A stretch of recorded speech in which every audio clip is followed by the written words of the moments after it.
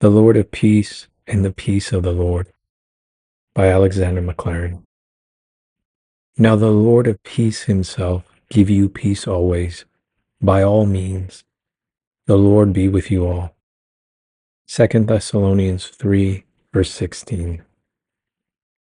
We have reached here the last of the brief outbursts of prayer which characterize this letter and bear witness to the apostle's affection for his Thessalonian converts.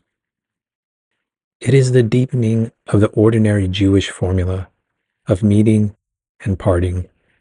We find that in most of his letters, the apostle begins with wishing grace and peace and closes with an echo of the wish. Peace be unto you was often a form which meant nothing. But true religion turns conventional insincerities into real, heartfelt desires. It was often a wish destined to remain unfulfilled. But loving wishes are potent when they are changed into petitions. The relation between the two clauses of my text seems to be that the second, the Lord be with you all, is not so much a separate, additional supplication, as rather the fuller statement in the form of prayer of the means by which the former supplication is to be accomplished. The Lord of peace gives peace by giving his own presence. This then is the supreme desire of the apostle, that Christ may be with them all, and in his presence they may find the secret of tranquility. 1. The deepest longing of every human soul is for peace. There are many ways in which the supreme good may be represented, but perhaps none of them is so lovely and exercises such universal fascination of attraction as that which presents it in the form of rest. It is an eloquent testimony to the unrest which tortures every heart that the promise of peace should to all seem so fair. It may be presented and aimed at in very ignoble and selfish ways. It may be sought for in cowardly shirking of duty, in sluggish avoidance of effort, in selfish absorption, apart from all the miseries of mankind. It may be sought for in the ignoble paths of mere pleasure, amidst the sanctities of human love, amidst the nobilities of intellectual effort and pursuit. But all men and all their workings are aiming at rest of spirit, and only in such rest does blessedness lie. There is no joy but calm. It is better than all the excitements of conflict, and better than the flush of victory. Rest which is not apathy, rest which is not indolence, rest which is contemporaneous with, and the consequence of, the full wholesome activity of the whole nature in its legitimate directions. That is the thing that we are longing for. The sea is not stagnant, though it be calm. There will be the slow heave of the calm billow, and the wavelets may sparkle in the sunlight, though they be still from all the winds that rave.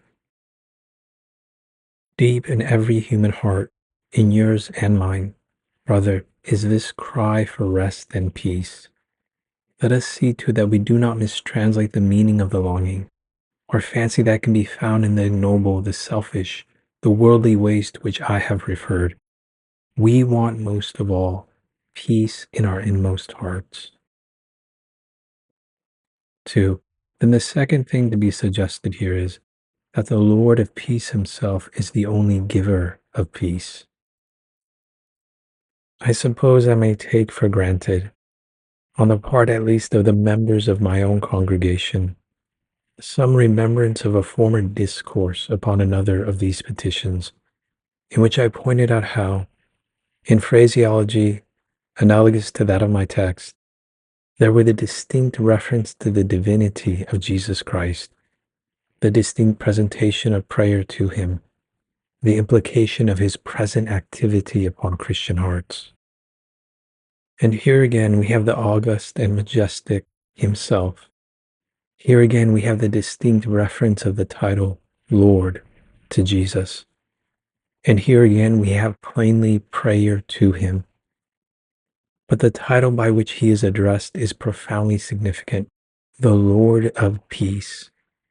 Now we find in another of Paul's letters, in immediate conjunction with his teaching, that casting all our care upon God is the sure way to bring the peace of God into our hearts.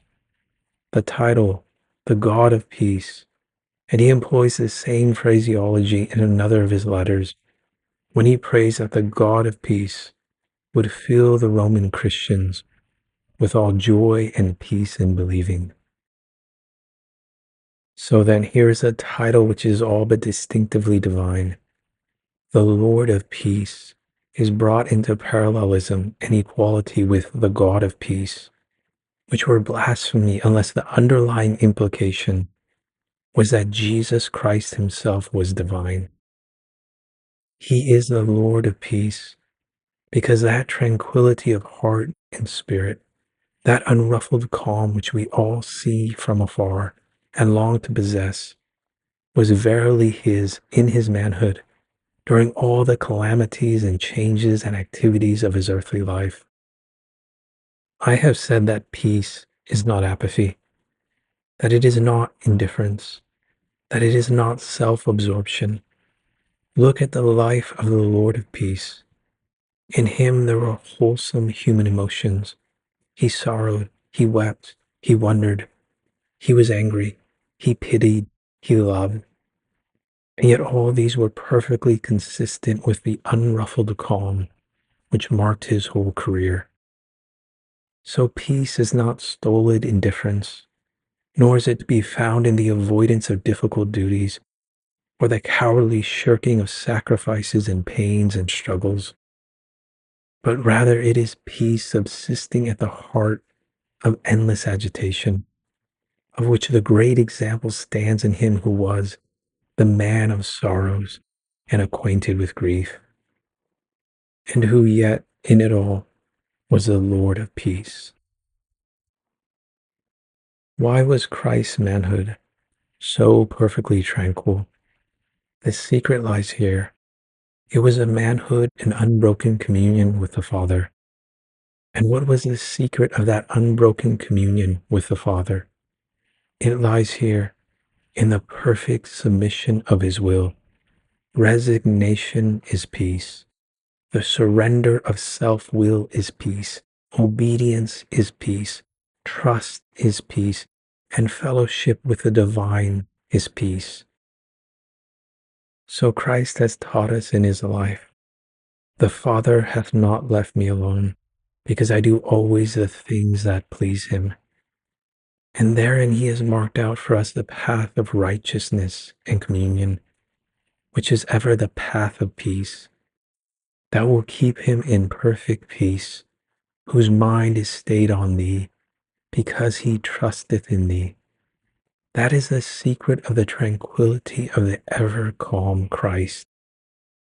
Being thus the Lord of peace, inasmuch as it was his own constant and unbroken possession, he is the sole giver of it to others. Ah, brethren, our hearts want far more for their stable restfulness than we can find in any hand or in any heart except those of Jesus Christ himself. For what do we need? We need in order that we should know the sweetness of repose, an adequate object for every part of our nature. If we find something that is good and sweet and satisfying for some portion of this complex being of ours, all its other hungry desires are apt to be left unappeased. So we are shuttlecocked from one wish to another, and bandied about from one partial satisfaction to another. And in them all, it is but segments of our being that are satisfied, while all the rest of the circumference remains disquieted. We need that in one attainable and single object. There shall be at once that which will subjugate the will, that which will illuminate and appease the conscience, that which will satisfy the seeking intellect, and hold forth the promise of endless progress in insight and knowledge, that which will meet all the desires of our ravenous claimant nature, and that which will fill every creek and cranny of our empty hearts as with the flashing brightness of an inflowing tide. And where shall we find all these? But in one dear heart, and where shall we discern the one object, whom possessing we have enough, and without whom, possessing all beside, we are mendicants and starving? Where but in that dear Lord, who himself will supply all our needs, and will minister to us peace, because for will and conscience, and intellect and affections and desires, he supplies the pabulum that they require, and gives more than enough for their satisfaction. We want, if we are to be at rest, that there shall be some absolute control over our passions, lusts, desires, which torture us forever, as long as they are ungoverned. There's only one hand which will take the wild beasts of our nature, bind them in the silken leash of his love, and lead them along, tamed and obedient. We want for our peace that all our relations with circumstances and men around us shall be rectified.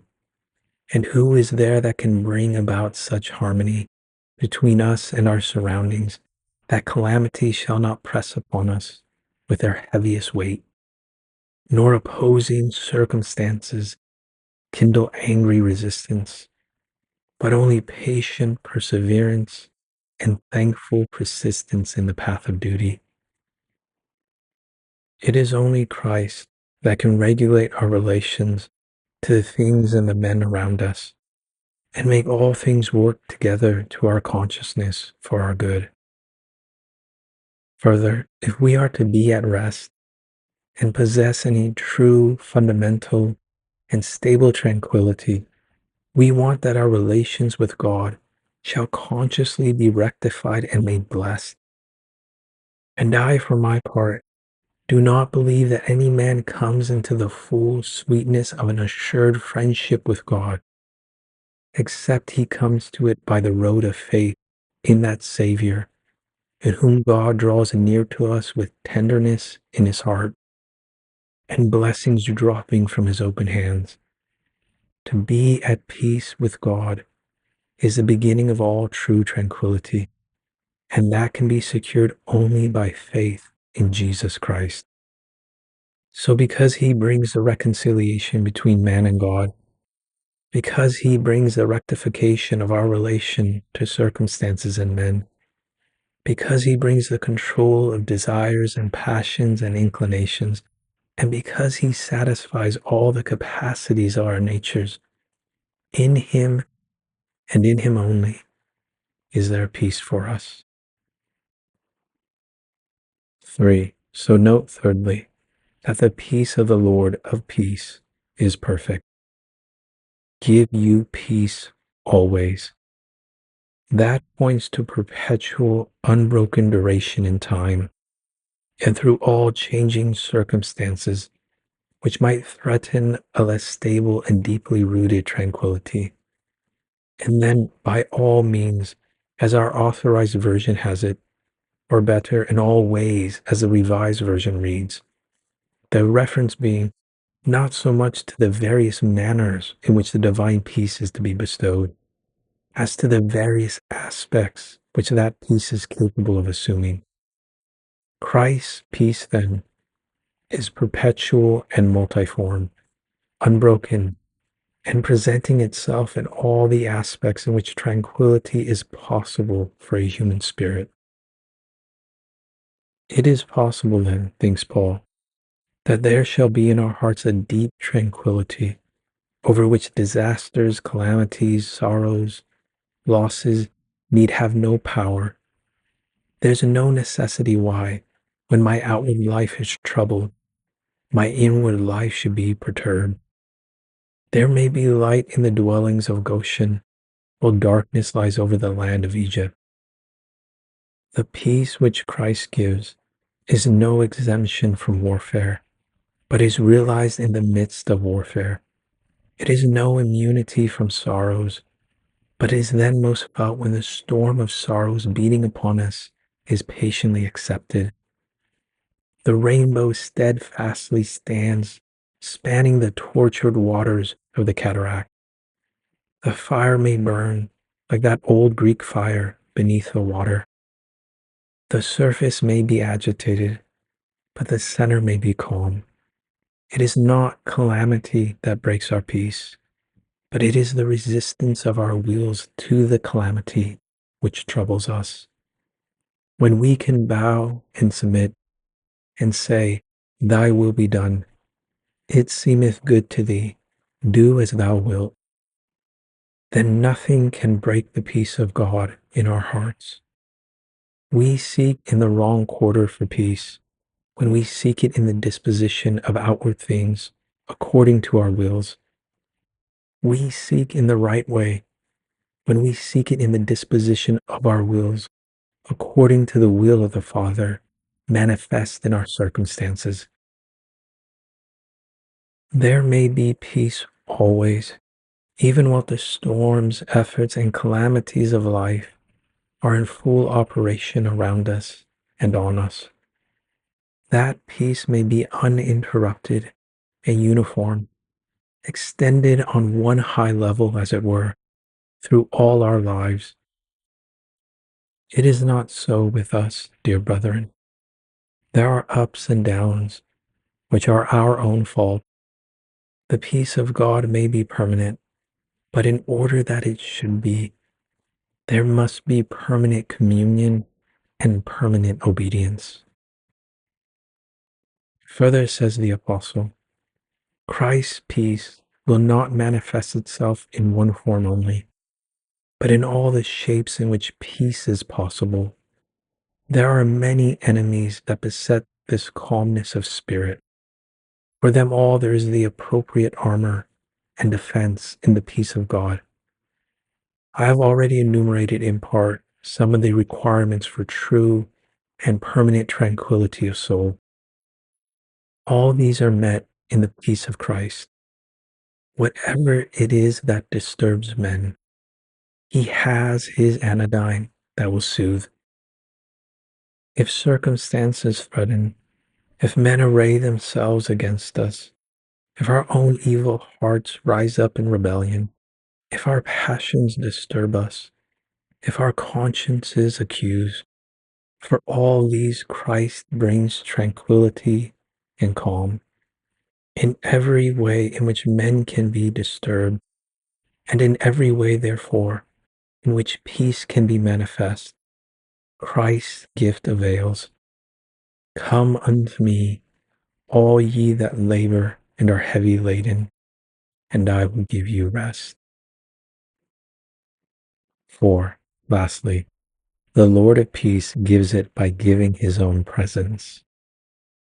The Thessalonians, as they listened to Paul's first prayer, might think to themselves, always in all ways, that is a large petition. Can it be fulfilled? And so the apostle adds, the Lord be with you all. You cannot separate Christ's gifts from Christ. The only way to get anything that he gives is to get him. It is his presence that does everything. If he is with me, the world's annoyances will seem very small. If I hold his hand, I shall not be much troubled. If I can only nestle close to his side and come under his cloak, he will shield me from the cold blast, from whatever part it blows. If my heart is twined around him, it will partake of the stability and calm of the great heart on which it rests. The secret of tranquility is the presence of Christ. When he is in the vessel, the waves calm themselves. So, Christian men and women, if you and I are conscious of breaches of our restfulness, interruptions of our tranquility by reason of surging, impatient passions and hot desires within ourselves, or by reason of the pressure of outward circumstances, or by reason of our having fallen beneath our consciences and done wrong things.